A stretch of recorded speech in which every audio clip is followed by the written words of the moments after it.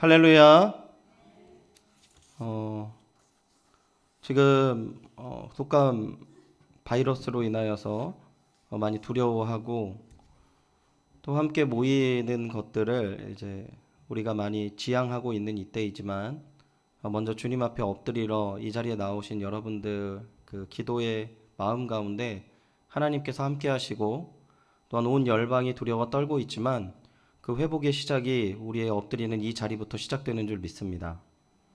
오늘 사도행전 4장 1절부터 12절까지 말씀을 가지고 무슨 권세와 누구의 이름으로 라는 제목으로 하나님의 말씀 전하겠습니다. 무슨 권세와 누구의 이름으로 라는 제목으로 하나님의 말씀 전하겠습니다. 사도행전은 교회의 확장을 다루고 있습니다. 교회가 예수 그리스도가 자신의 몸을 주시고 세우신 그 교회가 어떻게 확장되어 가고 있고 어떻게 만들어가고 있는지를 잘 보여주고 있습니다. 1장에는 예수 그리스도가 승천하신 내용을 가지고 있고 그들 가운데 먼저 예비하신 성령을 기다리라는 제목을 가지고 그들이 마가의 다락방에 모여서 성령의 충만함을 성령이 내리시기를 기다렸습니다. 그런데 2장과 3장을 보면은 교회가 수많은 사람들이 복음을 듣고 돌아오는 과정을 보여주고 있는데 2장에는 오순절 성령이 강림함으로 인하여서 그들이 방언하고 각국 언어로 복음을 이야기하는 내용을 듣고 기이함으로 말미암아 사람들이 모이게 됩니다. 그 사람들이 막 모이게 돼서 이 기이한 환경을 보다가 그들이 이런저런 이야기가 나올 때 베드로가 그 모든 부분에 대해서 오해를 접고 말씀을 전함으로 말미암아 그들이 기이한 일로 시작되어서 하나님의 복음을 듣고 사람들이 회심해서 돌아오는 사건으로 마무리를 짓죠. 3장 가운데에서는 다시 이 사도들이 성전으로 기도하러 올라갔을 때 성전 미문에 앉은 앉은뱅이를 일으키는 이적을 베풉니다. 그 이적을 베품으로 인해서 또 많은 사람들이 또 성전으로 찾아오게 되는 거죠. 이 사람들을 바라보게 되는 거죠. 그때 베드로가 다시 또 복음을 전하게 됩니다. 그리고 또 복음을 전함으로 인하여서 오늘 우리가 읽은 본문 4절에는 믿는 남자 장정만 5,000명이었더라 라고 이야기를 하고 있어요. 4장은 오늘 본문을 읽었던 부분은 이제 이 교회가 이 예루살렘의 교회를 대표하고 있음을 보여주고 있습니다. 이 사도행전에서 그 예루살렘 교회라는 표현과 이 신약 성경 서신서 가운데 예루살렘 교회라는 표현이 있는데 그 교회는 예루살렘에 성전이 있는 교회를 이야기하는 것이 아니에요. 지금 이 예수 그리스도를 믿는 그 교회를 이야기하고 있다라는 것입니다. 그러니까 사실은 의미상 누가는 4장에서 이미 그 예루살렘에 있는 그 성전, 유대교 성전 안에 있는 신앙생활이 하나님 앞에 나아가는 교회가 아니라 새롭게 예수 그리스도의 몸된 교회로 대체해가는 부분을 오늘 본문 속에서 너무나 잘 이야기하고 있다는 것이죠. 그러니까 제가 지금 말씀드리는 내용이 무엇입니까? 십자가 달고 교회 예배 드린다고 모여서 그 사람이 모였다고 해서 그 모임이 하나님의 교회가 된다라는 것은 아닙니다. 교회가 교회되는 부분에 대해서 오늘 너무나도 신랄하게 누가는 이야기하고 있어요. 특별히 두 부류의 사람을 비교하고 있습니다. 첫 번째는 이 대제사장들과 그리고 제사장들, 성전 맡은 자들, 사두개인을 포함한 이 유대교의 대표적인 사람들의 부류에 대해서 이야기를 하고 있고 또 사도들이 어떻게 그 하나님의 교회를 예루살렘에서 세우는지를 다루고 있다는 것이죠. 특별히 교회의 확장이라는 주제를 가지고 우리가 사도행전을 볼 때 하나님의 교회가 확장되고 거듭나는 이 모든 부분들을 우리가 사도행전 말씀을 나누면 나눌수록 우리 주님의 교회인 이 연희교회가 하나님 안에서 확장되어지고 이 시대에 하나님에 맡겨진 우리의 일들을 힘있게 감당하고 모범되는 교회 되기를 소원합니다. 오늘 본문 먼저 1절과 2절을 보면 이제 3장에서 일어난 사건과 연계되고 있습니다. 앉은뱅이가 일어난 사건이 3장에 있었다고 해요. 그 제가 말씀을 드렸죠. 그리고 그 앉은뱅이를 일어나고 나서 이 앉은뱅이와 더불어서 이 예루살렘 성전에 있던 사람들이 이 베드로를 주목합니다. 베드로를 주목하게 되니까 베드로가 거기서 복음을 전하거든요. 그때 상황이 1절, 2절 상황입니다. 1절 보시면 사도들이 백성에게 말할 때에라고 얘기하고 있습니다. 그러니까 이 안진뱅이와 함께 있는 베드로가 예수 그리스도의 복음을 전할 때라는 것이죠. 그때 어떠한 일이 있었습니까? 제사장들과 성전 맡은 자와 사두개인들이 이르러라고 얘기했는데, 말씀을 전할 때 이르렀다라는 표현이기도 하지만 지금 여기 상황은 뭐냐면 말씀을 지금 이 제사장들과 성전 맡은 자와 사두개인들이 들었다라는 내용이에요. 그리고 그 듣고 반응이 무엇입니까? 2절을 우리 다시 한번 읽어보도록 하겠습니다. 2절입니다. 시작. 예수 안에 죽은 자의 부활이 있다고. 아멘. 여러분, 제가 지금 다 말씀드릴 수는 없지만 11절부터 26절까지 베드로가 예수 그리스도를 향한 그 복음을 전하게 되는 내용들이 있어요. 그런데 이들이 들렸던 내용은, 중심이 됐던 내용은 2절 안에 있는 이 내용입니다. 예수 안에 죽은 자의 부활이 있다고 고백하는 거죠. 그 얘기를 듣고 뭐라고 했습니까? 반응이 어떻습니까? 가르치고 전함을 싫어했다라고 얘기하고 있어요. 한글 성경에는 싫어했다라고 얘기 나오고 있지만 이 원어적인 부분에서 말씀을 드리면 싫어했다라는 부분이 아니라 분노했다라는 표현이 더 가깝습니다. 그러니까 예수 그리스도의 부활을 증거할 때 이 사람들이 분노한 것이죠. 근데 우리가 이제 이 부분을 어색하지 않게 넘어가요. 이상하지 않게 넘어가요. 그냥 너무 자연스럽게 넘어가요. 왜냐하면 이 사람들이 복음서에서 예수님 잡아 죽인 사람들이기 때문에 불편하지 그럼 이렇게 볼 수 있는데, 여러분 지금 누가의 관점은 어디에 있냐면 안진뱅이에 일으킨 사건이 이 3장과 4장의 굉장히 중요한 핵심 포인트라고 지금 보고 이야기를 하고 있는 거예요. 뭐냐면 지금 베드로가 말씀을 전했을 때 베드로 옆에 요한만 있었던 게 아니라 이 베드로의 옷자락을 붙잡았든지 베드로 옆에 그냥 섰던지 그것은 성경이 잘 이야기하고 있지 않지만 40살 되도록 안진뱅이 사람을 살았던 그 안진뱅이가 서 있었다는 거예요. 그게 이런 표정이신데 아니요. 여러분 그러니까 이렇게 생각하시면 돼요. 이게 40살이라는 것은 이미 장년으로서의 거의 이제 피크인 나이 때잖아요. 그리고 이 성전에 있는 모든 사람이 이 사람을 알았어요. 안진뱅이로 평생을 알았던 사람입니다. 태어날 때부터 안진뱅이라고 나와 있고 이 사장에 보면 40세라고 얘기를 하거든요.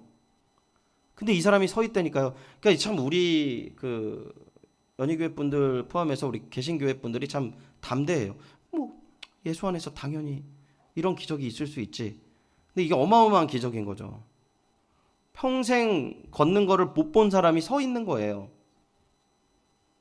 하나님의 역사하심을 지금 바라보고 나서 지금 이 사람들이 그런데 그 역사하심을 눈으로 보고 있지만 그들의 마음속에는 무엇이 자리 잡고 있습니까? 예수 그리스도의 부활만 들리는 거예요. 이 부활이 가슴에 팍 박히는 게 아니라 그 부활을 증거하는 사람에 대한 분노로 가득 차 있는 거예요. 사두개인이 왜 이 예수 그리스도를 죽이는 데에 이렇게 참여를 하게 됐습니까? 지금 당시 이 성전 맡은 자들, 대제사장들 파들과 사두개인과 바리새인과 헤롯과 이 사람들이 다 하나 되었다라고 성경 표현하고 있거든요. 바리새파는 어떤 파입니까? 이 제대로 된 믿음을 강조하기 위해서 이렇게 좀 더 말씀대로 살아야 된다 강조하다가 어떻게 되냐면 분리주의로 나아가게 돼요. 그리고 이 사람들이 더 자신들이 타인들보다 훨씬 더 잘 믿고 있다라는 칭찬에 굉장히 익숙해져 있는 사람들이 되어버렸던 거죠. 사두개인은 정치 세력과 이렇게 붙어있는 그리고 급진적인 이런 세력들인데 이 사람들이 결국 점점점 무엇을 쫓았냐면 점점 정치의 맛을 보고 나서 점점점 자기 세력을 확대하는 데에 열을 올렸어요. 그런데 누가 나타난 겁니까? 예수가 나타난 거예요. 사람들이 예수님에게 집중하는 거죠. 그리고 이 성전 맡은 사람들 기분이 좋을 리가 없죠. 예수님께서 그 성전에 다 엎으셨거든요. 그리고 잘못됨을 명확하게 지적하세요. 그런데 어떻게 합니까? 가슴을 찢고 눈물을 흘리고 예수 그리스도께 가르침을 청하지 않고 죽이는 데 동참을 하게 되는 것이죠. 여러분 지금 성경 굉장히 냉정하게 이야기하고 있습니다. 거짓된 교회의 모습과 진정한 하나님의 교회에 대한 모습을 너무나도 명확하게 보여주고 있는 거예요. 그리고 어떻게 됩니까? 이 사람들이 그 자리에서 이 사람들이 얼마나 이 분노에 가득 차고 냉정하지 못했냐면 3절을 보면 그들을 잡았다라고 얘기하고 있습니다. 모든 백성들이 당황한 거예요. 왜 잡지? 저런 이적은 하나님의 은혜밖에 없는데 이런 반응이 나온 거예요. 근데 그러한 반응에 아주 절대적으로 지금 대제사장들과 이런 모든 사람들이 정치 세력들의 사람들에서 정말 반대의 생각을 가진 사람들이 몇 사람인가 4절 이야기하고 있는 것입니다. 4절 보겠습니다. 말씀을 들은 사람 중에 믿는 자가 많으니 남자의 수가 몇 명이라고요? 약 5천이나 되었더라 라고 나오고 있습니다. 이거는요, 지금 하나님께서 이렇게 베드로가 설교하니까 5천 명이나 남자들이 회개했네, 이 뜻을 이야기하는 게 아니고 이 사람들이 지금 얼마나 하나님의 은혜와 동떨어져 있는지를 보여주고 있어요. 오늘날에도요, 많은 사람들이 이런 이야기를 합니다. 하나님의 은혜가 어디 있는지 모르겠어. 하나님의 뜻이 어디 있는지 모르겠어. 하나님한테 어떻게 우리가 하나님 왜 과거에 주셨던 것을 왜 오늘 주지 않는지 모르겠어라고 하시는 분들이 생각보다 꽤 많으세요. 여러분, 오늘 하나님 은혜를 못 누리고 나오셨습니까? 여러분, 하나님의 은혜는 늘 우리에게 폭포수처럼 임하는 줄 믿습니다. 할렐루야. 우리가 받을 그릇이 되어 있을 때 받을 수 있다라는 것이에요. 너무 많은 우리의 생각과 우리의 모습과 우리의 이익들이 그 은혜를 가로막고 있다라고 지금 성경이 이야기하고 있다는 것이죠. 5절 보겠습니다. 이튿날 관리들과 장로들과 서기관들이 예루살렘에 모였는데, 보십시오. 관리들과 장로들과 서기관들이 예루살렘에 모였다고 합니다. 그리고 6절 더 자세하게 이 사람들이 누구인지를 이야기해요. 6절 같이 한번 읽겠습니다. 시작. 대제사장 안나스와 가야바와 대제사장의 문중이 다 참여하여. 지금 뭘 이야기하고 있습니까? 이 예루살렘의 세도가들, 예루살렘의 교회의 이 성전의 핵심인 사람들이 다 모였습니다. 그리고 공교롭게도 이 사람들이 예수를 죽일 때 모였던 사람들이에요.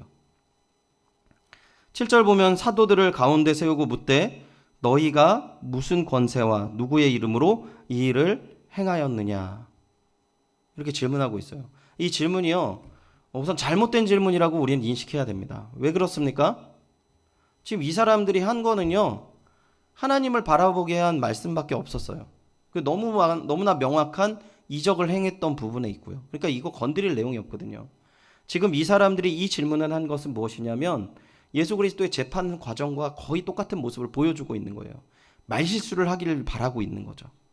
예수 그리스도가 왜 사형을 받았습니까? 신성모독죄였거든요. 하나님을 아버지라고 얘기해서 그 꼬투리를 잡아가지고, 말꼬투리를 잡아가지고 이 헤롯에 넘기고 빌라도에게 넘기고, 빌라도가 도장을 너무 강하게 밀어붙이니까 도장 찍고 십자가에 못 박은 것이거든요. 지금 그대로 그 수순을 따라가면서 유도를 하고 있는 것이에요. 그러니까 그런 상황 속에서 이 겁박을 당하고 있는 이 베드로와 이 요한의 입장에서 사실 예수 교리스도를 온전히 전하기에는 그렇게 쉽지 않은 것이죠. 여러분, 제가 이걸 한번 말씀드린 적이 있었던 것 같은데, 제가 작년에 교통사고가 나서 경찰서에 간 적이 있어요. 아시는 분은 아실 수 있는데, 제가 경찰서에 갔는데, 제가 운전 미숙으로 비 오는 날에 사람이랑 접촉사고가 난 거죠. 제가 사람 쳤거든요. 근데 이게 한 10km 가고 있었는데 그분이 오셔가지고 이렇게 넘어지셨어요. 그래가지고 제가 넘어지자마자 119 전화하고 보험사 전화하고 경찰서 전화하고 얘기했는데, 보험회사에서 아주 중요한 걸 얘기하더라고요. 경찰한테 앞으로 전화하지 마세요 이러더라고요. 그 전에 합의를 보면 끝나는데 경찰이 오면 이게 한번 재판을 할 수밖에 없다, 이런 얘기를 하시는 거예요. 근데 제가 그 상황에서 이분이 쓰러져 있는데 너무 당황해가지고 그럴 수밖에 없었습니다. 그리고 그러는 것이 맞죠. 어쨌든 제가 경찰서에 갔어요. 경찰서에 갔는데 요즘 경찰분들이요 굉장히 친절합니다. 이렇게 혹시 이렇게 카메라가 차에 있습니까? 예, 있습니다. 갖다 주시면 고맙겠습니다. 그래서 갖다 드리고 이렇게 아주 친절하게 얘기를 하는데, 제가 경찰서를 들어가면서 마음이 너무 무거웠어요. 너무 무거웠고 이분들 앞에서 제가 너무 주눅이 드는 거예요. 너무. 그리고 이분들이 저를 겁박하거나 이러지 않았거든요. 너무 힘들었습니다. 정말. 담이 작아서 그렇다고요? 그럴 수도 있는데 여러분 어쨌든 나의 잘못됨이 드러나서 이 경찰서에 가는 것도 너무 힘들더라고요. 근데 지금 이 사도들이 있었던 자리는 자신의 스승을 죽였던 그 자리에 간 거예요. 베드로가 그 재판장을 멀리서 보면서 부들부들 떨다가 종 하나가 질문하니까 난 저 사람 모른다고 도망갔던 그 재판장이었다라는 거죠. 근데 이 사람이 지금 여기서 뭘 하고 있습니까? 대답을 하고 있어요. 이 질문에서는 예수의 이름을 말하면 죽인다라는 내용이 담겨져 있는 거예요. 그런데 지금 이 사도들이 예수 그리스도를 선포하고 있다고 하는 거죠. 우리 오늘 본문 8절을 같이 한번 읽어보도록 하겠습니다. 8절입니다. 같이 한번 읽겠습니다. 시작. 이에 베드로가 성령이 충만하여 이르되 백성의 관리들과 장로들아, 9절 계속 읽겠습니다. 만일 병자에게 행한 착한 일에 대하여 이 사람이 어떻게 구원을 받았느냐고 오늘 우리에게 질문한다면, 10절 제가 읽겠습니다. 너희와 모든 이스라엘 백성들을 안라. 너희가 십자가에 못 박고 하나님이 죽은 자 가운데서 살리신 나사렛 예수 그리스도의 이름으로 이 사람이 건강하게 되어 너희 앞에 섰느니라. 할렐루야. 지금 굉장히 지혜롭게 이야기를 하고 있고, 지금 이 말을 좀 보시면 이 베드로가 이 사람들이 함정 질문을 한 것을 이야기하고 있어요. 지금 예수님이 앞에 나왔으면 잘못 얘기했는데 지금 8절부터 9절부터 보시면 만일 병자에게 행한 착한 일에 대하여 이 사람이 어떻게 일어났는지를 나에게 묻는다면 이라고 얘기하는 거죠. 그리고 뭘 이야기합니까? 10절에 너무나도 명확하게 이야기하고 있어요. 너희와 모든 이스라엘 백성들을 알아야 한다. 뭘 알아야 됩니까? 너희가 십자가에 못 박고 하나님이 죽은 자 가운데서 살리신 나사렛 예수 그리스도의 이름으로 이 사람이 건강하게 되었다라고 얘기하는 거죠. 할렐루야. 여러분, 성령의 충만함은 우리를 세상 가운데에서 복음을 전하게 하는 것입니다. 성령의 충만함이 방언을 하는 것이 아니고요. 성령의 충만함이 어떠한 능력과 역사를 일으키는 것이 아니라 성령의 충만하면 세상 한가운데에서 우리가 상상할 수도 없는 그 자리 가운데에서 복음을 증거하게 한다는 것이죠. 누구나 다 할 수 있는 건 있어요. 욕하는 거. 나의 억울함에 대해서 한탄하고 욕하는 거는 누구나 다 할 수 있어요. 근데 성령의 사람은 무엇을 한다고요? 복음을 전한다는 것입니다. 그리고 이 선언을 함으로 인하여서 예루살렘의 온전한 교회가 선포되고 있는 것이에요. 여러분, 제가 주일날에는 출애굽기를 보고 있는데 이 출애굽할 때 이 모세가 어떻게 합니까? 하나님께서 부르셔가지고 바로 앞에 딱 서가지고 뭘 시킵니까? 저기 하나님께서 그러는데요. 여기 얘네들 다 데리고 나가라고, 예배 드려야 된다고. 이런 식으로 얘기하진 않았겠지만 그 애굽이라는 거대한 나라 앞에서 하나님의 이름을 이야기하면서 그의 백성들을 보낼 것을 이 모세가 딱 요구를 해요. 그럼 그 다음 장면이 뭐가 돼야 됩니까? 바로가 엎드려야죠. 넙죽. 아유, 그럼요. 데려가세요. 제가 잘못했네요. 이래야 되잖아요. 근데 바로는 그 자리에서 너무나도 분명하게 얘기하거든요. 여호와가 누군데 어떻게 하라고 나보고. 그래서 뭘 지금 행하십니까? 하나님께서 하나님의 역사를 행하세요. 그 역사를 행하셔서 그들이 하나님 앞에 복속할 수밖에 없게 만드신다는 것이죠. 우리가 복음을 전하면서 믿음 생활을 하면서 세상 가운데 핀잔을 받을 수도 있고 핍박을 받을 수 있습니다. 그리고 오늘날 교회의 모습이 어떻습니까? 오늘날 교회를 바라보는 세상의 모습이 아니라 그냥 제가 죄송한 거 말씀을 드릴게요. 이 자리에서 여러분 한번 여러분들이 생각하는 교회 모습을 한번 생각해 보십시오. 여러분들이 생각하는 교역자들의 모습을 한번 생각해 보세요. 여러분들이 생각하는 하나님 믿는 사람들의 모습을 생각해 보세요. 과거의 존경과 사랑, 순복함 그런 걸 한번 비교해 보시라고요. 저도 힘든데요. 저도 너무 힘들어요. 저희 어머니 굉장히 저를 자랑스러워 하시거든요. 어디서든 저를 아들 이렇게 안 부릅니다. 아유 목사님 그만하세요 엄마. 아유 목사님 이것도 드세요. 그만하세요 엄마. 아유 목사님 빨리 이거 엘리베이터 타세요. 그만하시라고요.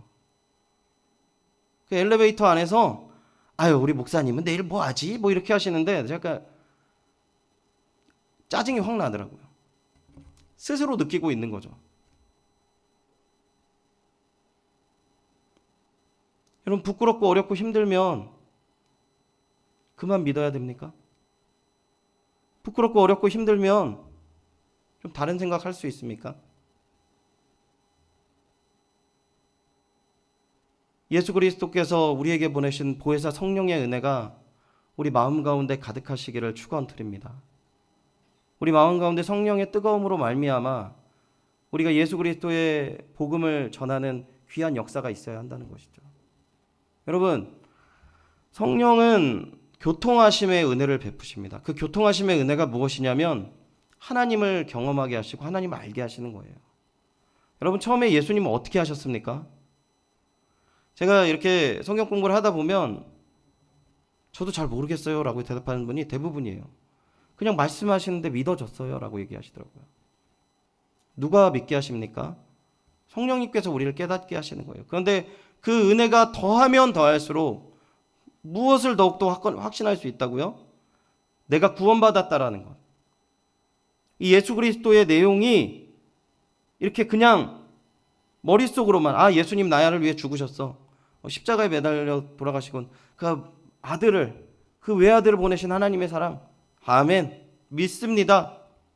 그거로 끝나는 게 아니라 진정 나의 구원자 나의 손을 붙잡아 주셔서 정말 죽을 수밖에 없는 그 나의 영혼을 구하신 분이 누구이심을 점점 깨닫게 될 때 그러한 복음으로 말미암아 하나 사람들이 한 명 한 명 변하게 될 때 교회가 더욱더 하나님 기뻐하시는 온전한 교회가 된다라는 것입니다. 이러한 교회가 연희교회가 될 줄 믿습니다. 우리가 그것을 위해서 더 많이 기도해야 되는 것이고 복음을 전하는 것이고 믿음 가운데 살아간다는 것입니다. 오늘 이 자리에 왜 나오셨습니까? 하나님께서 베푸시는 은혜 가운데 은혜 받고 내 문제 해결하고 끝나는 게 아니라 그 확신 가운데 그 내용 가운데 예수 그리스도의 살아계심을 알고 붙들고 어디를 나가라고요? 세상 한가운데 복음을 전하라는 것이에요. 여러분 교회의 표지는 복음을 전하는 데 있습니다. 복음을 전함으로 말미암아 새 생명이 계속 수혈되는 거예요. 제가 오늘 새벽에도 말씀드리고 성경공부 시간에도 말씀드렸는데 교회를 새롭게 하고 교회를 갱신시키는 게 누가 하는 거예요? 성경학자들이 합니까? 목사님이 합니까? 여러분 교회 오래 다니면 하는 사람들입니까? 물론 그런 사람들도 하는 거죠. 그런데요 복음으로 말미암아 새로운 은혜와 사랑 가운데 새로운 피가 흘러가면 흘러갈수록 이 어린아이들이 새로운 피가 흘러가면 흘러갈수록 자라고 강건해지고 힘이 돋는 것처럼 우리가 복음을 전하여서 새로운 하나님의 그 믿음에 우리가 상상할 수 없는 세대가 일어서고 그 세대로 말미암아 교회가 되어지는 역사들에 함께 동역하면서 묻고 나아갈 때 우리의 교회가 갱신되고 새로워지고 하나님이 기뻐하는 교회가 되는 것이 아닙니까? 그러한 복음을 전하고 그러한 은혜를 경험하는 연희교회 되기를 축원드립니다. 지금 오늘 본문에 우리가 읽지는 않았지만 우리 13절 14절 마지막으로 한 번 더 보도록 하겠습니다. 13절 그들이 베드로와 요한이 담대히 말함을 보고 그들이 본래 학문이 없는 범인으로 알았다가 이상히 여기며 또 전에 예수와 함께 있었던 줄도 알고 14절 같이 한번 읽겠습니다. 시작. 또 병 나은 사람이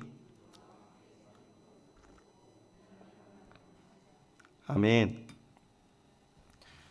그 사람들은요 세상에 있는 그 모습 그대로 그 사람들을 판단하는 거죠. 베드로와 요한은 무식쟁이였어요. 겁박하면 헛소리 하다가 딱 잡고 얘네들 이 말 잘못했어 죽여버릴 수 있는 그러한 상황이라고 이 사람들 생각한 거예요. 근데 이 사람들이 담대했어요. 그리고 분명히 무식쟁인데 말을 너무나도 조리 있게 잘하는 거예요. 그리고 이 14절에 병 나은 사람이 그들과 함께 서 있는 것을 보고라고 얘기하는 건 뭐냐면 이 두 사람이 말을 너무 잘했다는 거를 논리적으로 너무 잘했다는 것을 지금 이야기하는 겁니다. 세상이 감당할 수 없는 지혜와 은혜를 하나님께서 우리에게 부어주신다는 것이죠. 우리는 분명히 세상 가운데 얻지 못했지만 세상 가운데 복음을 전하는 사람으로 세움을 받았을 때 하나님께서 베푸시는 은혜와 사랑은 우리가 감당할 수 없는 거라는 것을 우리가 꼭 기억하시기를 바랍니다. 그래서 우리가 그 은혜와 사랑을 갈망하는 자리가 이 자리가 되어야 된다는 것이죠. 그리고 그 은혜를 누리고 우리가 복음을 전하고 또한 새롭게 하나님께서 우리를 변화시키시고 세우실 그 교회와 민족과 나라를 바라보면서 나아가야 된다는 것입니다. 말씀을 맺겠습니다. 참 어려운 시기라는 것을 너무나도 잘 알고 있지만 최근에 코로나 바이러스라는 이 바이러스가 퍼지게 됐을 때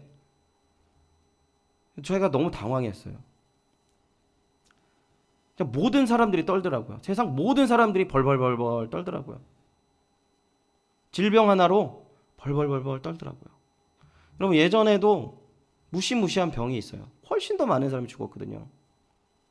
그런데 그 정보라는 것이 우리에게 알려지고 더 유용할 줄 알았는데 그 사건 하나로 유용한 부분도 물론 있지만 사람들의 두려움만 더 늘어나는 것을 오늘 우리는 너무나도 쉽게 잘 알 수 있습니다. 분명히 이 시대에 믿음의 사람들의 가운데 세상은 점점 두려워지고 점점 세상은 더 자기의 이익을 구하는 세상이 되지만 하나님을 사랑하며 담대한 그 믿음의 사람 한 사람으로 이 세상을 변화시킬 그 하나님의 사람을 하나님께서는 기다리시고 또한 은혜 베푸실 줄 믿습니다. 그 은혜가 그 은혜의 사람이 우리 연희교회 우리 믿음의 동역자 되시기를 축원드리며 소원합니다.